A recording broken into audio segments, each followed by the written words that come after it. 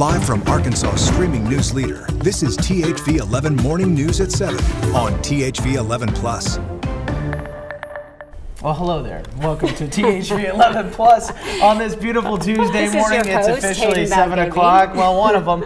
We got a group because it's going to take a group effort to break down the traffic and the weather, everything in between. Because thank goodness we have Tracy. It's going to be a busy week. Yeah. We're getting you set, getting you ready. Winter arrives. Yeah. My dad always asks why I talk so much. Guess what?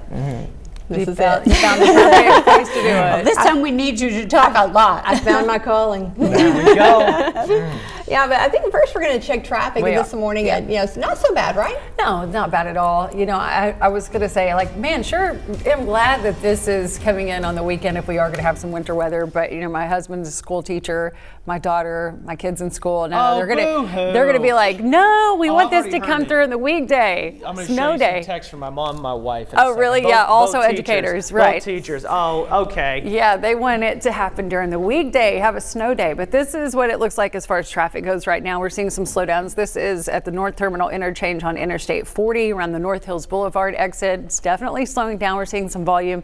And this is how slowly it's moving if you're coming through there. 57 southbound really getting slowed down too around the McCain exit. We're also seeing slowdowns here, 40 westbound, 35 miles per hour. That's where we were just looking on a live traffic map. It's also slow once you get onto Interstate 30 heading westbound towards the Arkansas River. We're going to be slowing down there to about 39 miles per hour. And also slow if you're on 30 eastbound coming in from Saline County or Alexander. Expect some slowdowns right before you get to the Alexander exit especially, and also right before you get to the 430 exit. Our drive times into downtown Little Rock, we're starting to see that increase a little bit, just by a few minutes, so not too bad, but it is only 7:01, Tracy, so I'm sure by the time we get to 8, we'll see that more. All right, we are starting out this morning. If you are going back to work and school, we've got a lot of inspiration here with this beautiful sunrise out there. Lots of gorgeous colors. Again, that clear sky allowing a lot of those temperatures to drop. And so we're talking about some really cold air later this weekend. This weather impact alert again for Friday through Sunday. And of course, that wintry mix is what we are watching as far as the details go between what and who's going to receive some snow, sleet, and freezing rain. Those details will come about in the coming days, probably more into Thursday, but we do anticipate some hazardous travel, of course. And for the folks who receive more of an icy precip, we're going to see some of those power lines. So what we can do, though, we are going to see some very cold air. That I am certain of. So we can go ahead and make sure our people, our pipes, and our pets are all protected and ready for this. But we got to start the week off right. First, 24 as you were starting things off this morning. Just to our north, it is very cold, much colder.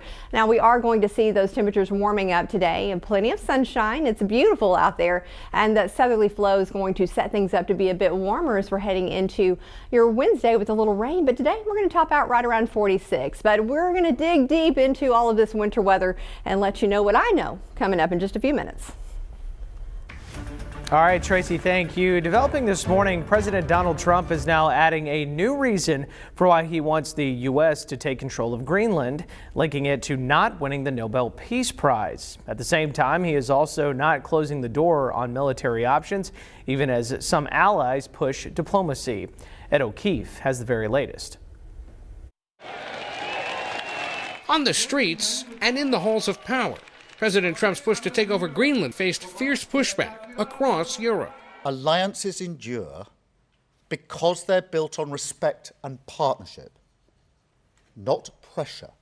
The president's threat to slap tariffs on 8 allies across the continent prompted European leaders to make their own threat of more than $100 billion in retaliatory tariffs if he doesn't back down.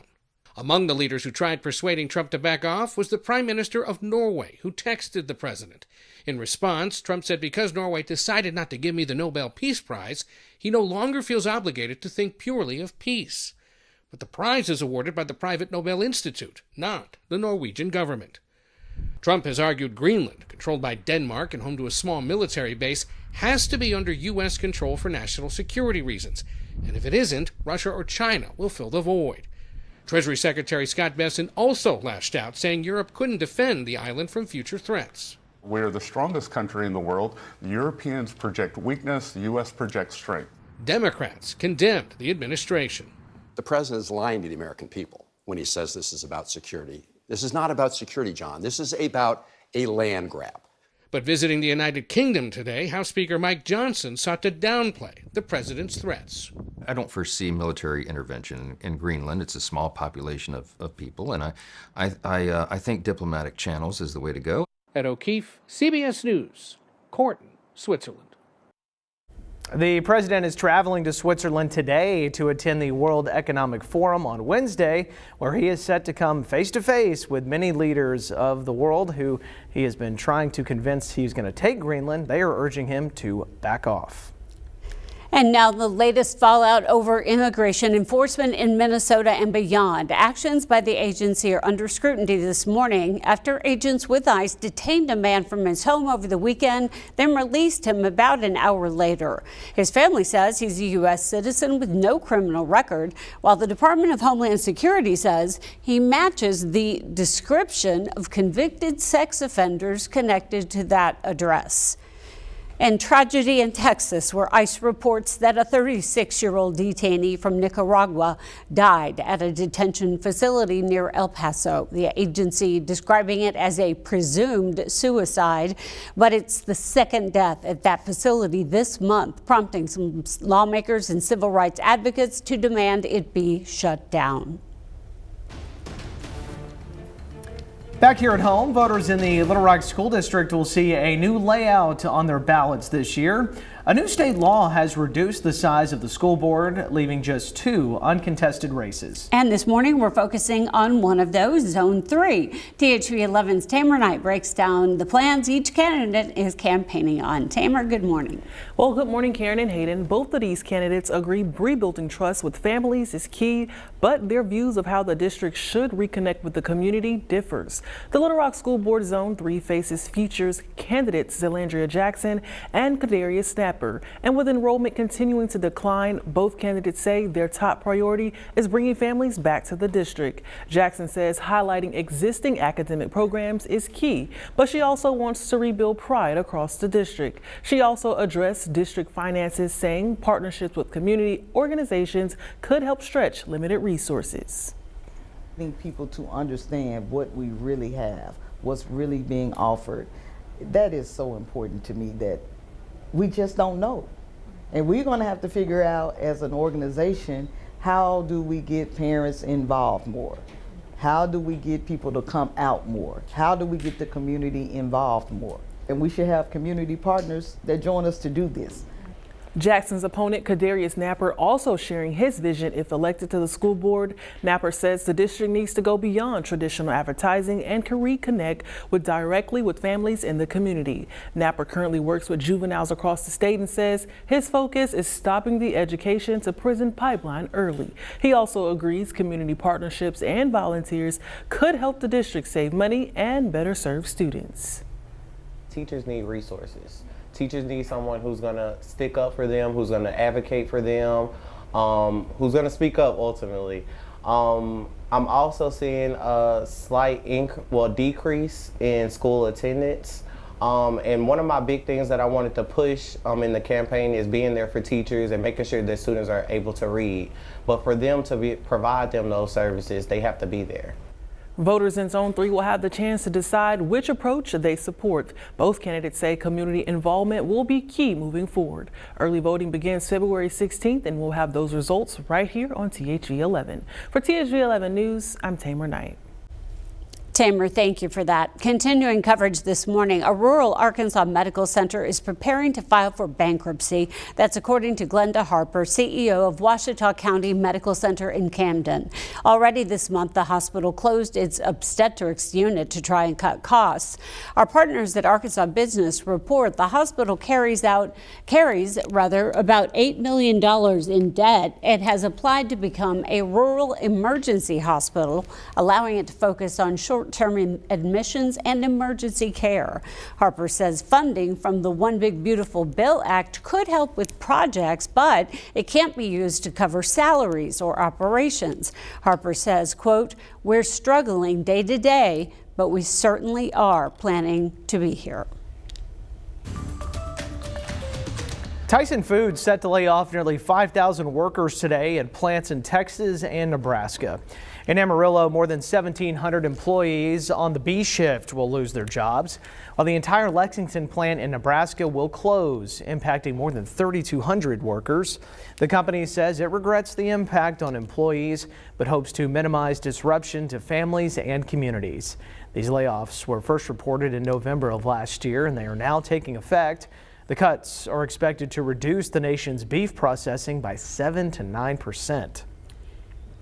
And a quick heads up, if you hear some loud booming noises around central Arkansas today, the Arkansas National Guard says it will be conducting scheduled training at Camp Robinson. Officials say the sounds might carry beyond the base, but it's all part of the routine exercise.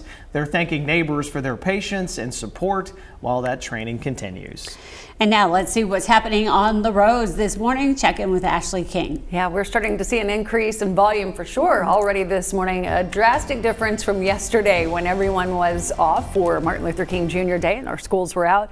Well, today everyone is back at it and we're seeing an increase right now here. This is on Interstate 30 at the 430 interchange right in front of the Bass Pro Shop and the outlet malls of Little Rock. We're seeing a few cars out on the road, but especially there before you get to Alexander. I'll show you how slow it is here in just a second, but let's start with the North Terminal interchange where we're seeing slowdowns.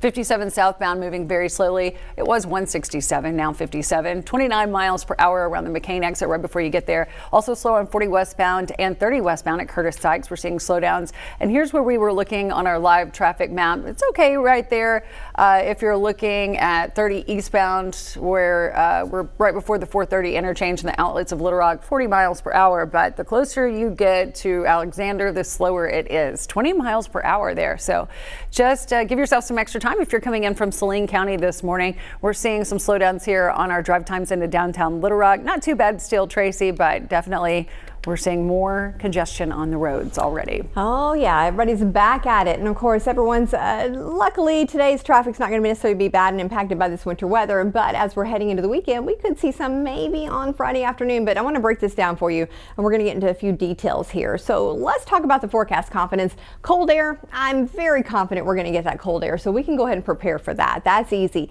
The precip, I do think we're going to get some precipitation, again, the wintry variety. But again, what type and where, those details, very, very low confidence in that. Take a look at this crazy map. This is why we are still talking about things. This upper level low, again, that is steering all of this. We've got that cold air coming down, we've got moisture coming in, but all the track of this low, it's still way over here. So again, it has to make its way into the United States and it could go a little south, it could go a little north. And depending upon what that does, that determines what everyone's going to get. So again, making sure that we are just remaining a bit patient. We do know we're going to get that cold air so we can prepare. As I mentioned, we're going to see 50 to 70 hours, again, below freezing. So make sure you have those pipes protected, the people, and of course the pets. We'll know a little bit more about all the details and timing of things coming up in the next couple of days.